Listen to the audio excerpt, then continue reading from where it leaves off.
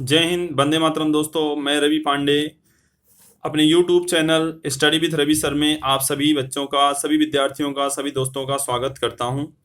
Friends, जैसा कि statics standard 11 सांख्यिकी कक्षा 11 की जी गुजरात बोर्ड के अंतर्गत जो आती है, इसके अंतर्गत जो है पहला पार्ट है 2 का दोस्तों जो है हम जो है अभ्यास कर रहे हैं।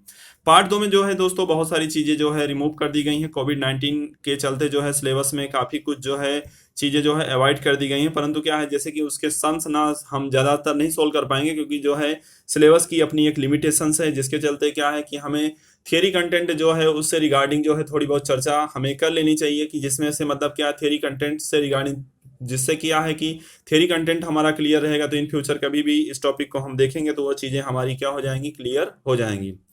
चैप्टर नंबर सेकंड में दोस्तों जहां पर हमने चर है, जिसमें सतत चर, असतत चर, उसके अलावा जो है कोष्ठक रचना, इनके मार्गदर्शक सिद्धांत, उसके उपयोग, अनुपयोग, और जो है सतत आवर्ती वितरण को बनाते समय कौन कौन सी बातों को ध्यान में रखना चाहिए, ये सभी चीज़ों का दोस्तों जो है हमने अभ्यास किया, अलग अलग टॉपिक्स का दोस्तों अभ्यास किया।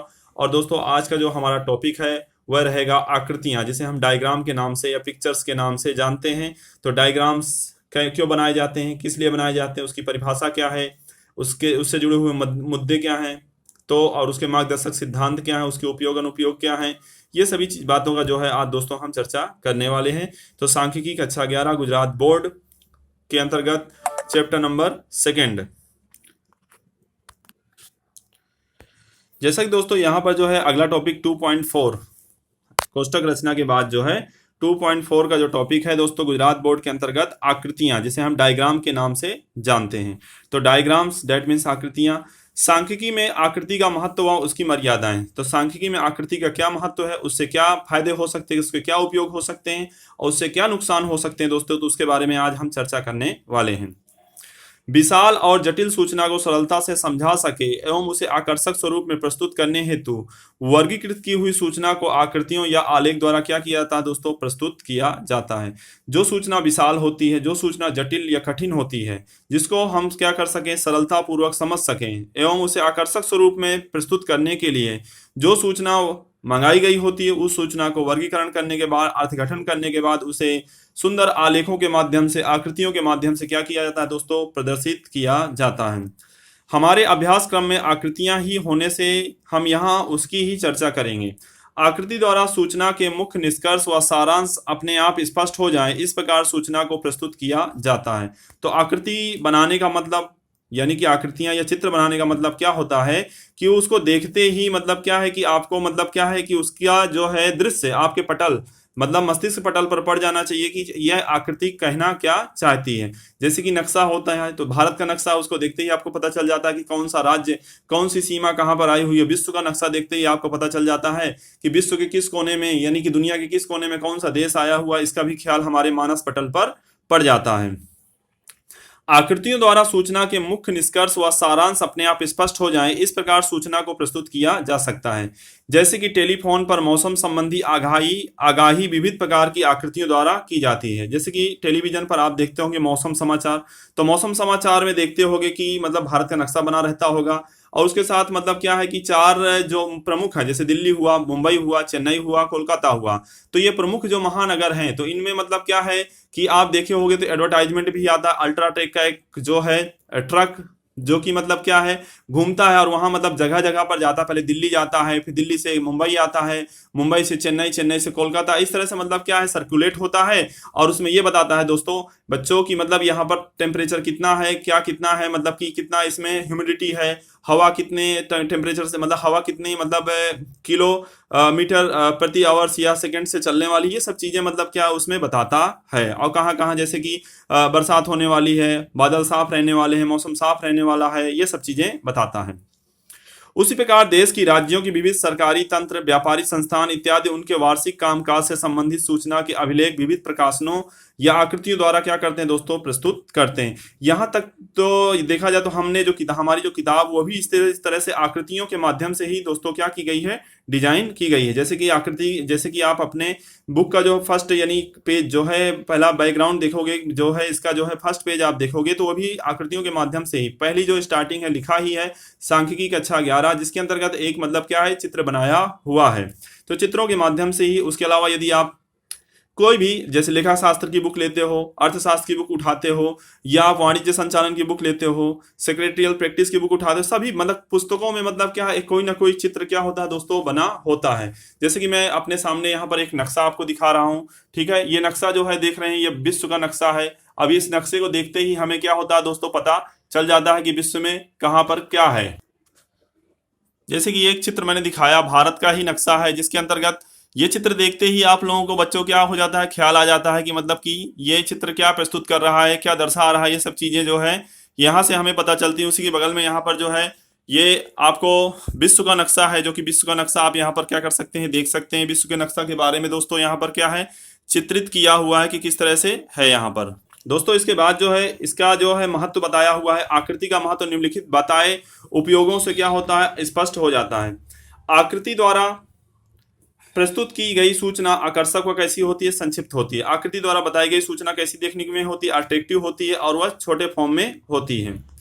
सूचना की लाक्षणिकताएं, गुणधर्म दीर्घ काल तक याद रखे जा सकते हैं। आकृति देखने के बाद क्या है, तो आकृति एक ऐसी चीज होती है कि एक ऐसा मतलब दृश्य होता है कि जिसको देखने के बाद तुरंत मतलब कभी भी आपको याद रहे। एक छोटा सा बालक होता है, उसको यदि आप एक कौवे का, एक फल का, या कोई भी मतलब क्या है आकृति दिखाते हैं, बताते हैं कि मतलब ये यह चीज है, वो जिंदगी भर क्या उस चीज को भूलता नहीं है, उसको याद रहता है। जैसे कि उनको गांधी जी का चित्र दिखाया जाए तो हमेशा मतलब क्या है, गांधी जी, महात्मा गांधी, ऐसे शब्दों से उसको संबोधित करेगा, उसको समझा देगा। परंतु चित्र एक ऐसी चीज है, उसको यदि बचपन से बताया जाए कि ये गांधी जी नहीं है, सरदार पटेल है, तो जिंदगी भर यही याद रखेगा कि वो है सरदार पटेल। तो चित्रों का मतलब क्या है, एक प्रभाव भी बहुत पड़ता है। दीर्घकालीन तक चित्रों को हम क्या कर सकते हैं दोस्तों, याद रख सकते हैं।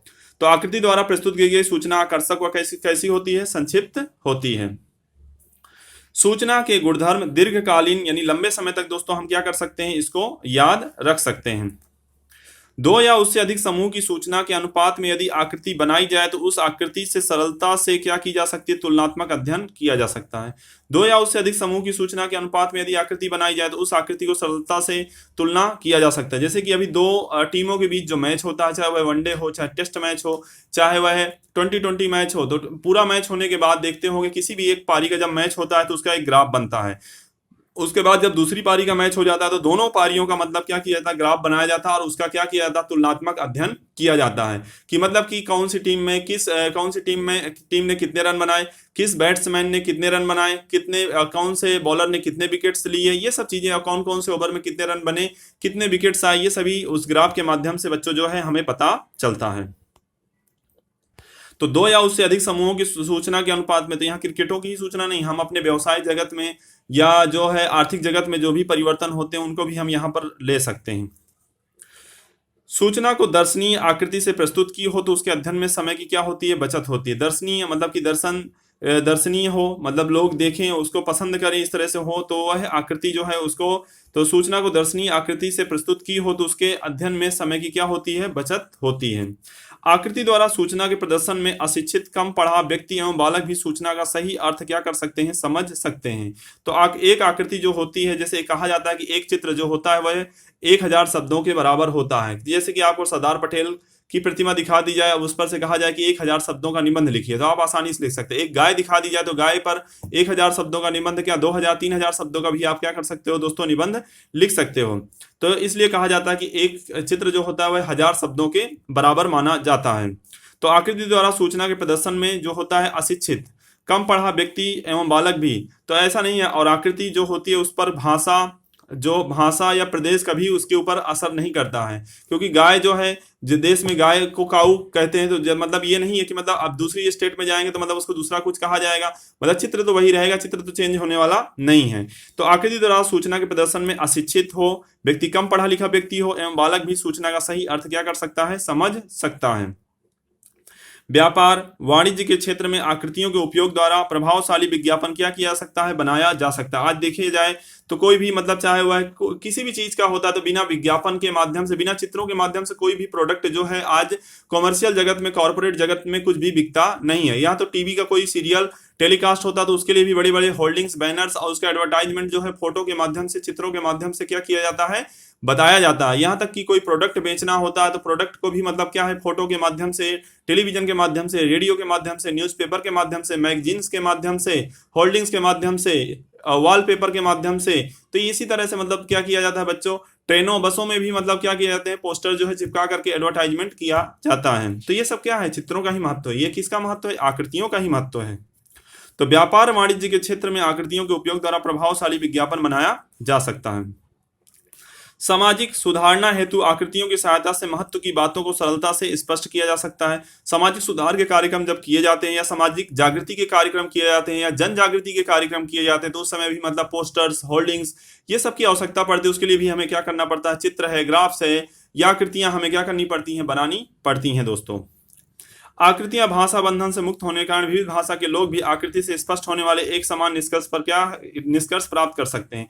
तो जैसे कि इसके बारे में पहले ही मैंने कहा कि एक चित्र जो होता है वह 1000 शब्दों के बराबर होता है। भाषा पर मतलब आकृतियों पर भाषा का कोई बंधन नहीं होता। किसी भी प्रांत का व्यक्ति हो, किसी भी देश प्रदेश का व्यक्ति हो, किसी भी भाषा बोलने वाला व्यक्ति हो, तो चित्र का जो महत्व है हमारे लिए है वही महत्व उसके लिए, जैसे कि विश्व का नक्शा जो हमारे लिए है वही दूसरे प्रांत में या विश्व में रहने वाले जो लोग हैं या दूसरे देशों में रहने वाले लोग हैं उनके लिए भी बच्चों क्या है या दोस्तों क्या है, सेम महत्व ही रहता है, समान महत्व रहता है। तो दोस्तों यहाँ पर जो है अंतिम टॉपिक में क्या कहा है कि आकृतियां भाषा बंधन से मुक्त होने के कारण विविध भाषा के लोग भी आकृति से स्पष्ट होने वाले एक समान निष्कर्ष पर क्या कर सकते हैं, पहुंच सकते हैं। ठीक है दोस्तों, तो आज के टॉपिक में आज यहाँ पर ही हम अपना सेशन कंप्लीट करते हैं, जिसके अंदर आकृति क्या है, इसकी जो समीक्षा है उसको हमने देखा और साथ ही साथ इसके जो महत्व हैं इनके बारे में दोस्तों आज हमने चर्चा किया। तो दोस्तों इस चीज़ को जो है 1 से 2 बार आप अच्छी तरह से पढ़िए, अपनी नोटबुक में लिखिए, जिससे आपको ये सभी चीज़ें क्या है अच्छी तरह से क्लियर हो पाएँ। और दोस्तों मेरे YouTube channel study with Ravi sir को अधिक से अधिक सब्सक्राइब कीजिए, लाइक कीजिए और शेयर कीजिए और पढ़ाई पर भी अच्छे से ध्यान दीजिए, कमांड कीजिए। ठीक है, वंदे मातरम, जय हिंद।